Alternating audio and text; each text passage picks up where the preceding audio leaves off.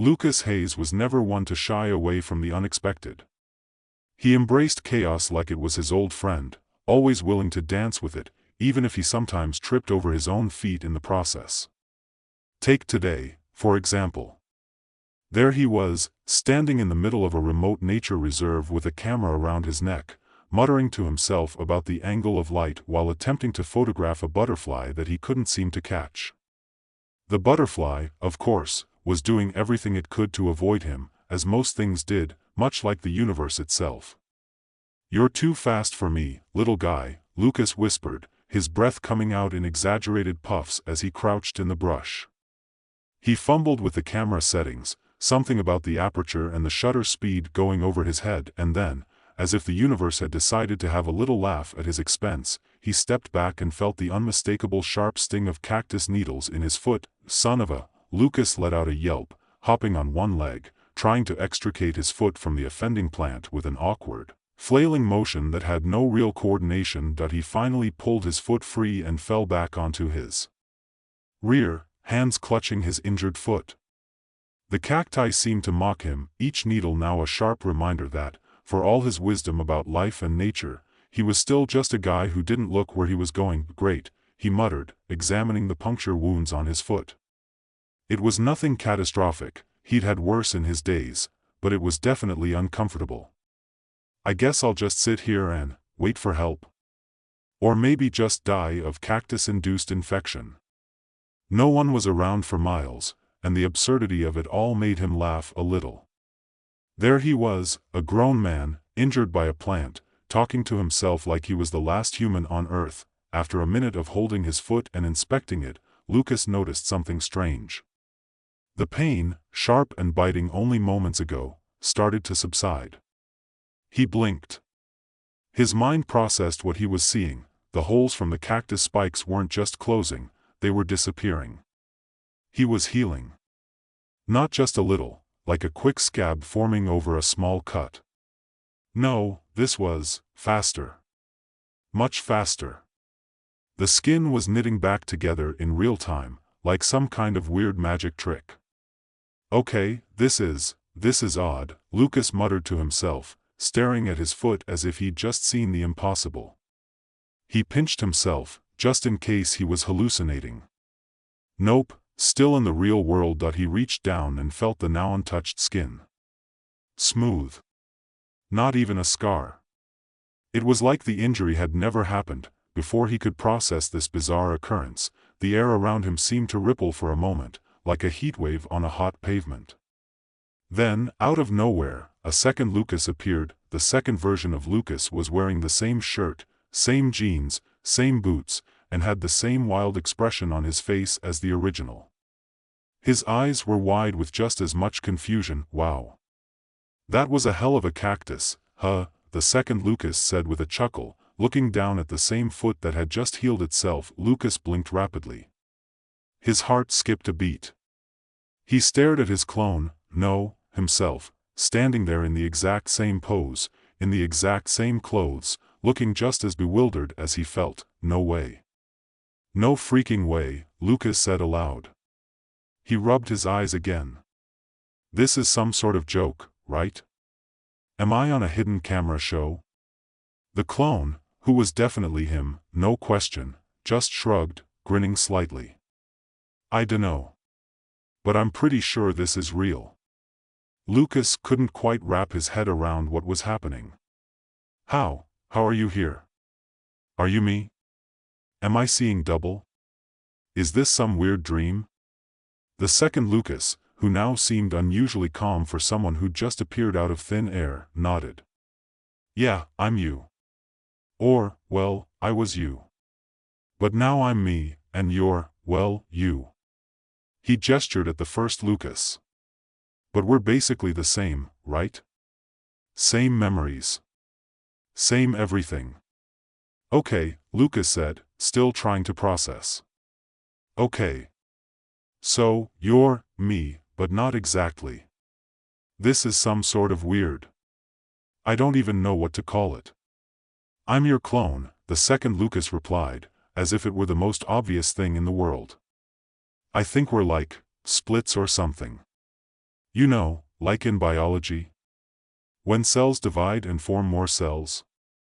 Except, you know, it's not biological. It's you. It's your mind, I guess. Lucas was suddenly aware that he was having a conversation with someone who looked exactly like him and seemed to be just as intelligent, if not more so. He swallowed hard, his thoughts racing. So, I'm not hallucinating? Nope, the clone said, shaking his head. Pretty sure you're not. Lucas took a deep breath, trying to regain his composure. He was starting to feel like he might lose his mind. His foot had healed itself in a matter of moments, and now a second version of himself had just appeared as if he were some sort of supernatural creation. A theory began to form in his head. Wait a second. If you're me, then I should be able to do this too. The clone shrugged again, then stepped forward, raising a hand to his own chest. For a moment, he hesitated. Let's find out. Without another word, the clone did exactly what Lucas had done before. He reached down, touched the wound, and within moments, another clone appeared. This time, however, it was more than just a quick duplication. The clone stepped back and grinned, this time with a hint of cockiness. Looks like the game's afoot now, huh? The new clone said with a wink. Lucas sat back, his head spinning. He had never been religious, but the idea that this, whatever this was a divine joke started to take hold of him. What the hell was going on, and why hadn't this happened before? He tried to push away the rising panic. This had to be real. But if it was real, then how could he make sense of it? And why was he creating clones, just by healing himself? Before he could dive deeper into his thoughts, the first clone looked over at him and asked, "What now?" "Well, for starters," Lucas said, standing up, "I think we need to get the hell out of here. This place is too quiet for all of this." They all began to walk out of the nature reserve, leaving the weird encounter behind, but Lucas couldn't help but feel the heavy weight of whatever strange thing was happening to him. Every step he took felt like he was walking further away from reality, and closer to some new, uncharted territory of his mind. And with each clone that appeared, it was becoming clear that his life was no longer his own. The clones weren't just copies. They were starting to become people. Lucas couldn't shake the feeling that the world had shifted beneath him, as though the laws of physics had suddenly decided to take a coffee break. As he and the clones walked back toward the parking lot, the weirdness of it all started to settle in his stomach like a heavy meal. The sun hung lazily in the sky, casting a soft orange glow over the horizon, but to Lucas, everything felt off balance, like a movie reel playing out of sync. The clones, as he'd come to think of them, were getting more comfortable in their own skins, or rather, in his skin. One of them, the original, outgoing version, took the lead in their little group. He flashed a grin at Lucas. "You know, this is kinda awesome. I mean, we're practically unstoppable now, right? What's next? A little world domination? Let's hold off on that," Lucas muttered. "I think we've got enough going on for now. Let's just get back to the car." The outgoing clone nodded, though there was a glint in his eyes that made Lucas uncomfortable. It was strange. Even though he was looking at his own face, he felt like he was standing in front of someone else, a version of himself, sure, but different. They all were. The second clone, the quiet one, kept to the back, occasionally glancing around with a distant look in his eyes. Lucas found himself wondering if the others had noticed. He caught the quiet clone's gaze for a moment, and there was something in his eyes. Something he couldn't quite place. It was as if he were looking at Lucas from a distance, analyzing him. Lucas tried to brush it off, but the more he thought about it, the more uneasy it made him feel. The quiet one was different. He wasn't like the rest.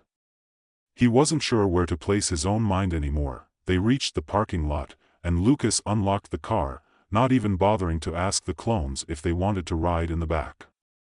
He had no idea what the rules were anymore. It wasn't like he could just ignore them. He couldn't stop looking at them. At himself. They all piled into the car, the seats crowded with Lucas es. It was absurd. The car suddenly felt too small for all of them, even though it was a spacious sedan. Lucas turned the key in the ignition, and the engine hummed to life. They headed out of the reserve, the road stretching ahead of them, long and winding. "So, what do we do now?" asked the clone who had emerged from the original Lucas's sudden spark of confidence. He was sitting in the front passenger seat, bouncing his leg and looking around as if he were on a road trip instead of in the middle of a reality-bending experience. "I'm still trying to figure that out," Lucas replied, trying to keep his voice steady, though it cracked on the last word. He took a sharp turn, the tires of the car gripping the road tightly. "Let's just go home, I guess. We need to think this through." The others didn't seem to mind. It was the quiet one who spoke up next, his voice soft but laced with something Lucas couldn't pinpoint. "I think we need to figure out why this is happening. Why you're splitting." Lucas glanced in the rearview mirror and caught the quiet clone's gaze again.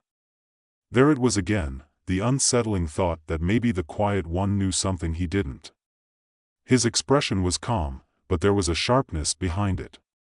It almost felt like Lucas was being analyzed from all sides, by himself, no less. "Yeah, why is this happening?" Lucas repeated, more to himself than to anyone else.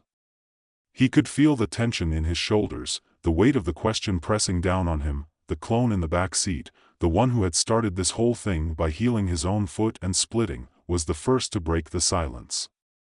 "Maybe we're different versions of you, you know? Maybe you're not the only Lucas. Maybe this has something to do with who you are, how you think. I mean, we all come from your mind, right? It makes sense that we'd all have something to offer." Lucas shot him a glance. "I don't know. You're starting to sound like you actually believe you're a separate person. Like you're you and not just me." The clone raised an eyebrow. "Well, why do you assume that I'm just a copy? What if I'm a better version of you?" Lucas had to suppress a laugh, even though there was a gnawing feeling in his gut. It was the kind of laugh that might have sounded sarcastic, but in truth, it was mostly out of nervousness. "Better version? Don't kid yourself," Lucas said, his voice rising with a sharp edge he hadn't meant to show. "I'm not the one who's gonna start acting like a real person. You're just a reflection, a copy of me. That's it." "Right," the clone shot back, his eyes narrowing. "I'm a copy. But a copy with thoughts.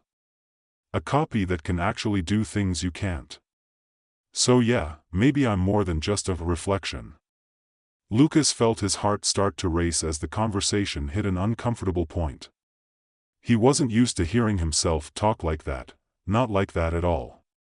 It felt like someone had pulled a rug out from under him and he didn't know how to regain his footing. They drove in silence for the next few minutes, the tension thick in the air. The sun dipped below the horizon, painting the sky with streaks of purple and pink. The car's headlights cut through the dusky light as they passed the empty fields and slowly moved toward Lucas's apartment. It didn't take long before they arrived, but by then, the air in the car felt too heavy for comfort. The clones had said little since the earlier exchange, and Lucas couldn't decide whether he was glad for the silence or if it just made him more aware of the gnawing fear settling in his chest. He parked the car in front of his building and turned off the engine. For a moment, no one moved. No one spoke. He was acutely aware of every breath he took, every little shift in the air around him. "Okay," Lucas said finally, breaking the silence. "Let's get inside." They got out of the car, and as they walked toward the door, Lucas felt like he was moving through a dream, like this wasn't his life. There were too many versions of himself now, too many selves, and each one seemed to have a different idea of what life was supposed to look like. As he unlocked the door and stepped inside, the sound of his footsteps echoed eerily around the apartment, as if he were stepping into a place that didn't quite belong to him anymore. The clones followed him inside, spreading out like they belonged there, as if they had always been part of his life. The outgoing one immediately took a seat on the couch and turned on the TV. The quiet one walked over to the window and peered outside, his back turned, as though lost in thought. And the original clone, the one who had started it all, sat at the kitchen table, his legs casually crossed as if he were pondering something important. Lucas stood in the middle of the room, feeling more alone than he ever had in his life. He looked at the copies of himself, each one existing as a separate entity, but still fundamentally him, in one strange, confusing way. The clones, for all their differences, shared one thing in common: their origins were tied to him. And it was that connection, that strange symmetry between them, that made everything so terrifying that he glanced around the room. It was clear that things weren't going to stay simple. He had to face it. The clones weren't going away. They were evolving, changing, becoming more like people every day. That he took a deep breath and turned toward the clones, trying to steady his nerves. "All right. Let's talk." Lucas stood there for a moment, taking in the strange scene that had unfolded before him. His apartment, once a quiet sanctuary, now felt crowded with versions of himself. Every one of them, each clone, was a physical manifestation of his mind, split and multiplied until he couldn't even be sure which one was the real Lucas anymore. It was as if the rules of identity, selfhood, and even reality itself had been completely turned upside down. That he cleared his throat, trying to regain his bearings. "All right," he said, his voice slightly rough. "Let's talk." The outgoing clone, who had settled comfortably on the couch, raised an eyebrow. "What do you want to talk about? This whole thing is already turning into the weirdest episode of a sci-fi show." "I don't know," Lucas admitted. "I guess we need to figure out what the hell is happening." "Why is this happening?" The clone at the window, quiet as always, shifted his gaze from the street below to Lucas. There was something unsettling in his stillness, in the way he looked at Lucas, as though studying him, weighing him in his mind. It was the look of someone not sure whether they were the observer or the observed. "I think we need to consider the possibility that it's not just happening to you," the quiet clone finally said. His voice was calm but carried an edge of something sharper. "Maybe it's happening to us too. Maybe we're not just reflections. Maybe we're something else." Lucas's eyes narrowed, his gut tightening. There it was again, the feeling that the quiet clone knew something the others didn't. The uncomfortable thought that maybe the clones weren't as much like him as they appeared to be. "I don't get it," Lucas muttered, his hands running through his hair. "You're all me. You're all just me. How can you be anything else?" "We're versions of you," the clone responded. "Not identical versions. Alternative versions. We've got your memories, sure, but we've also got a bit of our own, too. A little twist here, a little change there. Some of us are starting to feel more independent. More like people, and less like copies." Lucas felt a chill crawl up his spine. The words hung in the air, dense and uncomfortable. He had been trying to convince himself that this was all just some odd, surreal experience, that the clones were merely extensions of him, extensions that he could control. But the more they spoke, the more it seemed like the opposite was true. "Independent?" Lucas repeated, trying to keep his voice steady. "What do you mean, independent? You're not real. You're just, I'm real," the clone interrupted softly, his voice carrying a quiet authority. "I may not be you in every sense, but I am real. I think, I feel, I make decisions. And if I can do that, then what does that make you?" The question stung more than Lucas had anticipated. The weight of it pressed on him like an anchor, pulling him under, threatening to drag him into the murky waters of self-doubt. He looked around the room at the three versions of himself.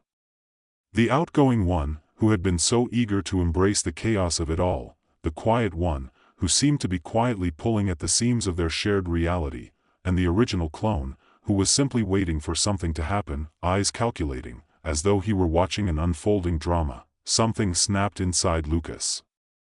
He couldn't explain it, couldn't quite put his finger on the reason, but suddenly, the thought of all these versions of him, all these different pieces of himself pulling in different directions, felt overwhelming. His chest tightened, and his breath quickened. He slammed his fist onto the table, his voice rising. I am real. I'm the original. You're just copies, God damn it. The room fell into an unsettling silence. The clones, his own selves, didn't react immediately, but the look in their eyes shifted. The outgoing clone, who had been relaxed, now sat up straighter, his gaze intense. The quiet clone remained still, but his expression had hardened, his lips set in a line. The original clone, the first one, met his gaze with something akin to understanding, almost like a teacher awaiting his student's next move. Are you sure about that? The first clone asked, his tone low and steady. Lucas felt his pulse race, the air in the room thick with tension. What the hell is that supposed to mean? The clone didn't answer immediately, but his gaze never wavered. There was something about him now, something unsettling. As if, in some strange way, he had become more than just a reflection. He seemed different. More self-assured. More certain of his place in the world. You see, that's the problem, the clone said slowly. You think you're the real one, the only one. But the truth is, there's no such thing as the real you anymore. There's just us. Different versions. Different paths. We all come from the same source, but we're all separate, too. And the more of us there are, the less you can say who's the original. The words hit Lucas like a punch to the stomach. It was the first time he had heard one of his own clones speak so frankly, so truthfully, it felt like. Like they were beginning to realize something he hadn't allowed himself to see. For the first time, he wondered if it was really him who was in control anymore. Before Lucas could reply, there was a sound from the living room, something subtle at first, like the faintest creak of a floorboard, followed by another. It was the sound of someone else entering the apartment. But no one had knocked, no one had arrived. Lucas stiffened, and the clones, too, turned their heads in unison, as if in perfect synchrony. Then, from the hallway, the faintest whisper broke the silence. What are you all talking about? It was his voice. But it wasn't coming from the clones. It was coming from behind him. Lucas spun around, his heart hammering in his chest, and there, standing in the hallway, was yet another version of himself. This one, though, was different. He looked more worn. His face was drawn, his eyes dark and tired, as if he had been through something Lucas couldn't even begin to comprehend. The new clone stepped forward, his voice tinged with a weariness that struck Lucas to his core. I think we've been avoiding the truth for too long. The room went cold. Lucas froze, his gaze locked on the new version of himself standing in the hallway. This clone, unlike the others, seemed older, more world-weary, as though he'd lived through something the others hadn't. The way he looked at Lucas, almost as though he were looking at a stranger, sent a ripple of unease through him. The room was suffocatingly quiet. Even the clones, who had always exuded a strange, quiet tension, now seemed unsure, their eyes flicking between Lucas and the newcomer. The weight of the moment hung heavy in the air. The new clone took a step forward, his eyes never leaving Lucas's. There was something unmistakably unsettling about his presence, something Lucas couldn't shake. It wasn't just that he looked like him, it was the way he felt.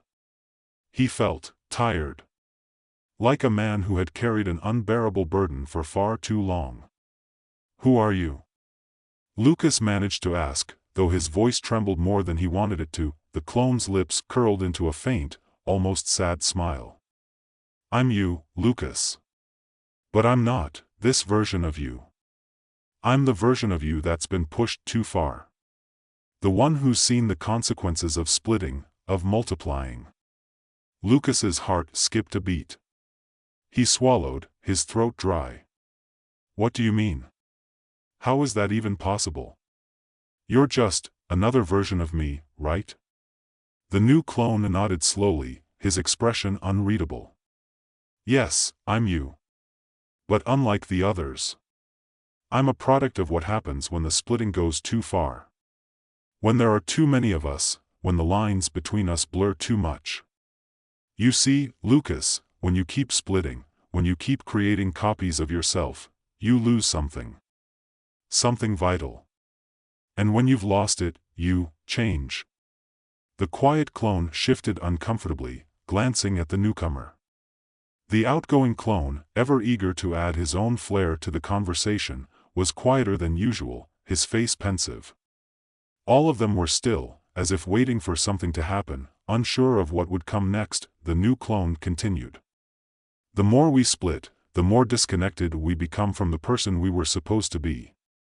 You see, Lucas, the original you is already gone. The words hit Lucas like a punch to the gut. He could feel his legs begin to shake, his mind racing. No.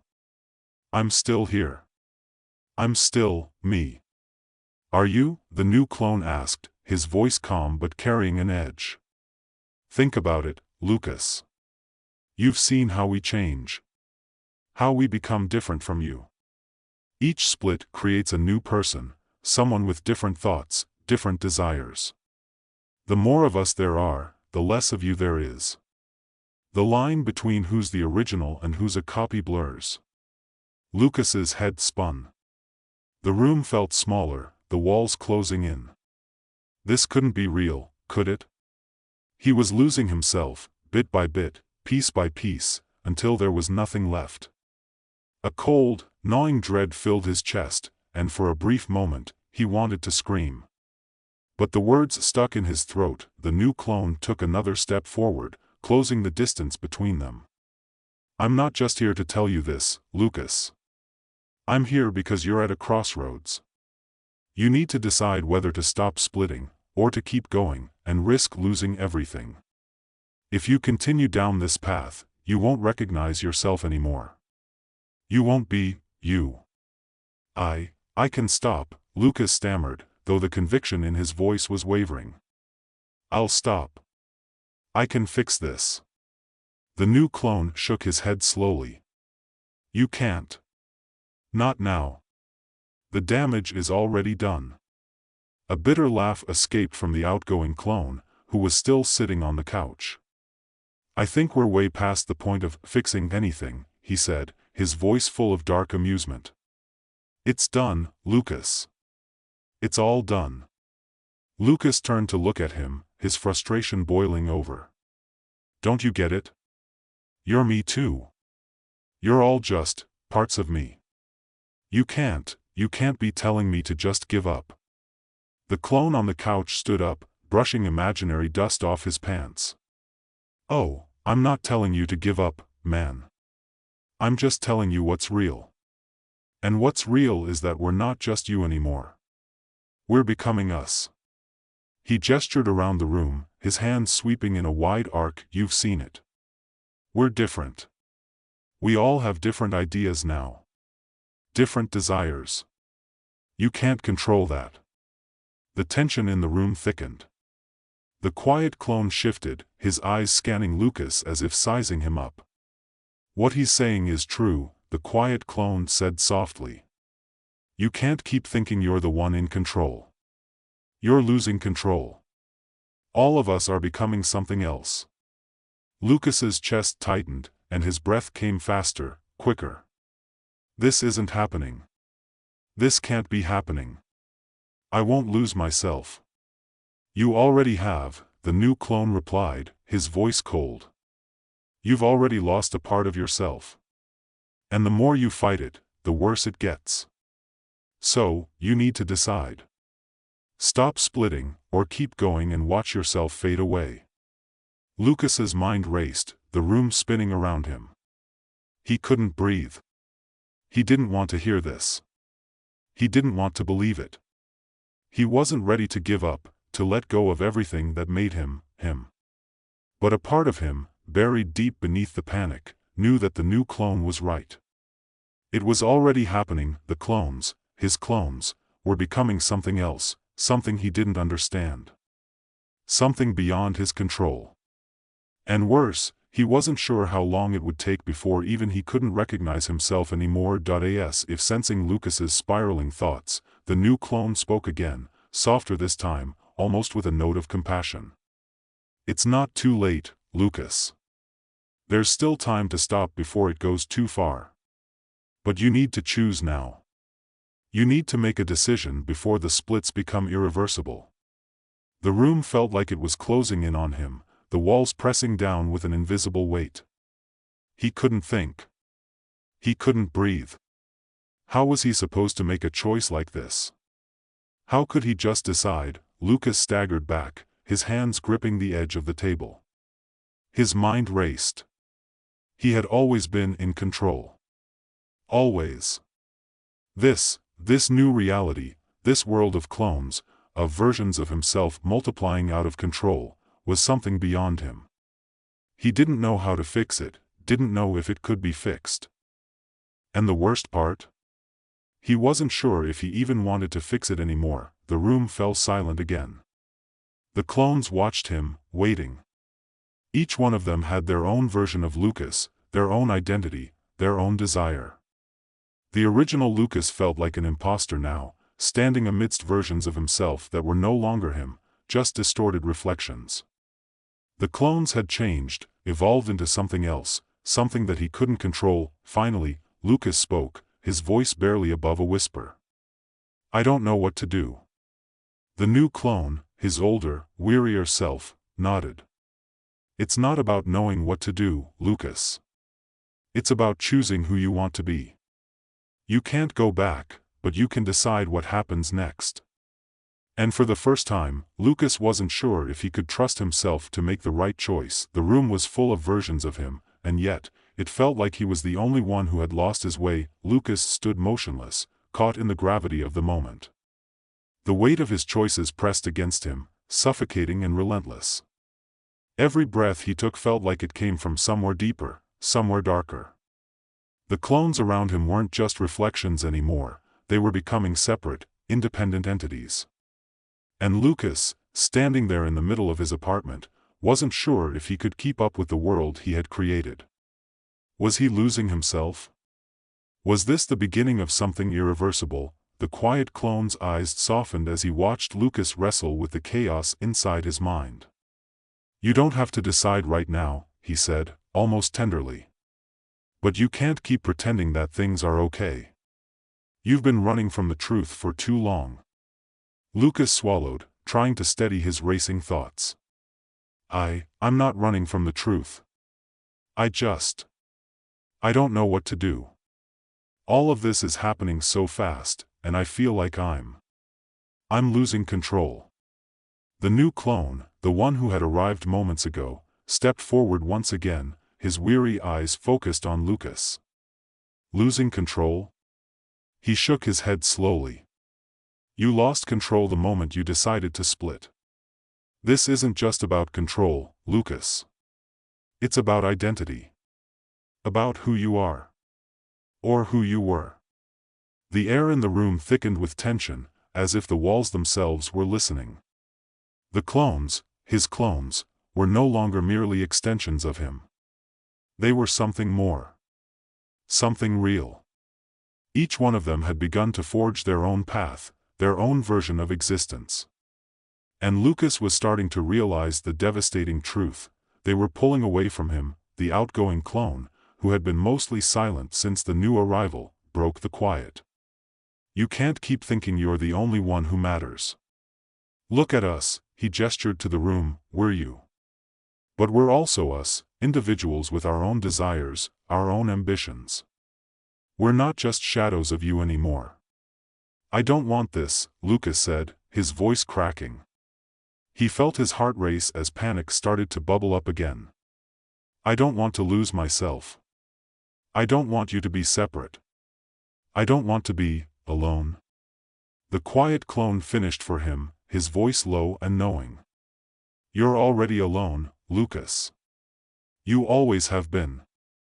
But you're not the only one who feels it. We all do." The words hit harder than Lucas expected. They seemed to echo in the pit of his stomach, reverberating through his bones. The loneliness, the alienation, was something he had buried deep inside for as long as he could remember. It had always been there, just beneath the surface, gnawing at him like a constant ache. But now, with the clones standing around him, he realized that they felt it too. It wasn't just his battle to fight. "I didn't mean for this to happen," Lucas said, the words slipping out of him before he could stop them. His hands trembled as he ran them through his hair. I didn't know this would happen. I didn't know I would create this. The new clone's face softened.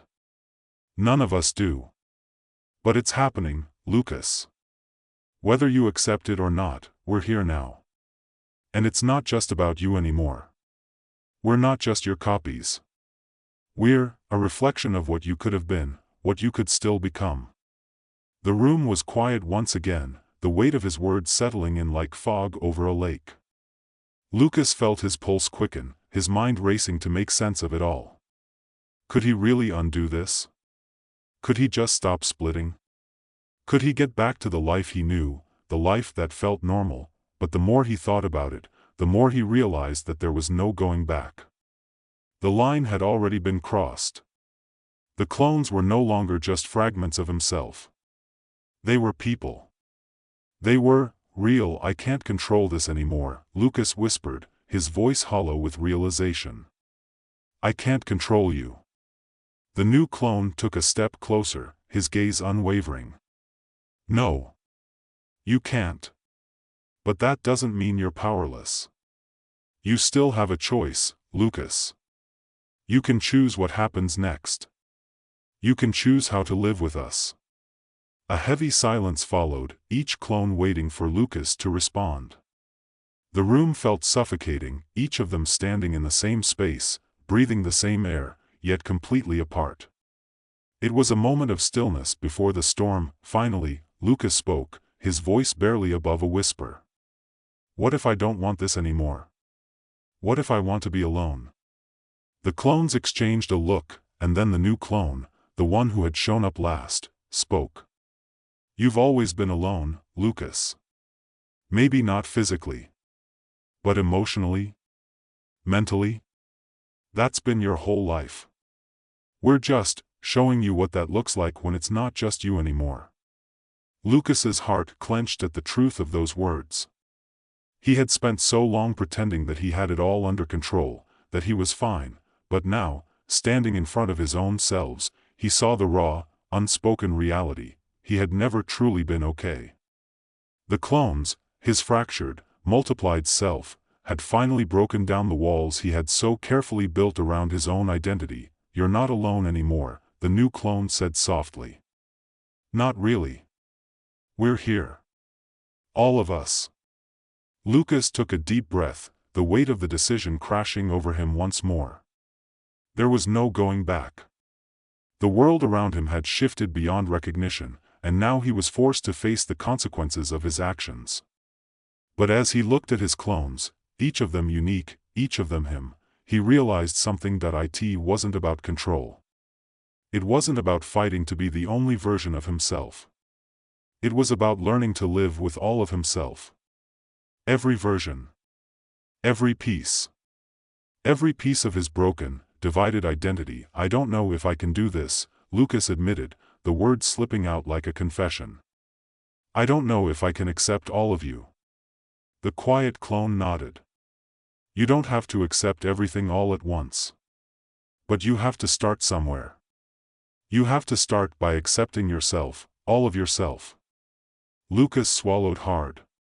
He looked at each of his clones, at himself, and saw not just versions of him, but pieces of a whole. He wasn't just one person anymore. He was every version, every facet. He was broken and complete, confused and certain, lost and found. The choice, he realized, wasn't whether to split or not. It was whether to accept the parts of him that were already scattered. I don't have all the answers, Lucas said finally, his voice steady for the first time in what felt like forever. But I'm willing to try. The clones exchanged a look, and for the first time, there was a sense of unity between them. They weren't enemies. They weren't even opposites. They were simply parts of the same whole. We're in this together, then, the new clone said, his voice firm, but with a trace of understanding. We'll figure it out. All of us. And in that moment, as Lucas looked around at the faces that mirrored his own, he realized that he wasn't alone. Not anymore, and maybe, just maybe, he could finally learn to live with himself.